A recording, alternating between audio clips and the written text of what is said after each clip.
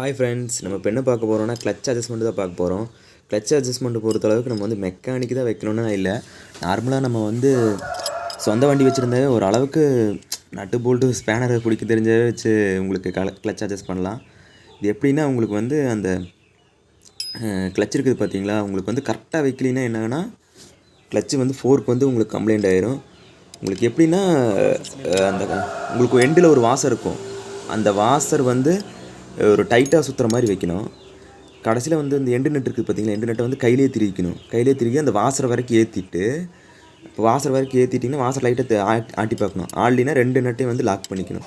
End நட்டையும் முன்னாடி இருக்கிற நட்டையும் வந்து டைட் பண்ணிக்கணும். அதே மாதிரி 3 நட்டையுமே வந்து ஒரே மாதிரி வைக்கணும். இதில் நம்ம கொஞ்சமாவது தப்பாக வச்சிட்டோம்னா என்னன்னா ஃபோர்க் வந்து ஒன் சைடாக தேயும். அந்த ஃபோர்க் இருக்குது பார்த்தீங்களா, அது இல்லைன்னா என்னாங்கன்னா ரொம்ப நம்ம டைட்டு ஏற்றி வச்சோம்னா அந்த உள்ள கிளச் பிளேட் வந்து ஒன் சைடாக தெரியும். பின்ன சீக்கிரம் உங்களுக்கு வந்து கம்ப்ளைண்ட் ஆகிட்டே இருக்கும். நீங்கள் வந்து இது 3யுமே ஈவனாக வச்சிங்கன்னா எந்த பிரச்சனையும் இல்லை. நான் வந்து டிஸ்கிரிப்ஷனில் என் நம்பர் தரேன். இது உங்களுக்கு வந்து இதை பற்றி ஏதாவது டவுட்டாக இருந்தாலும் எனக்கு கூப்பிட்டு கேளுங்க. நான் வந்து உங்களுக்கு அதுக்கு தான் ஐடியா வேணால் சொல்கிறேன். நான் இது 3யும் ஈவனாக வச்சும் போட்டு கையில் இந்த கிளச் இழுத்து பார்க்கணும். இழுத்து பார்த்தும் போட்டு வண்டி மூவ் ஆகுதுன்னு பார்த்துட்டு விட்டுறணும்.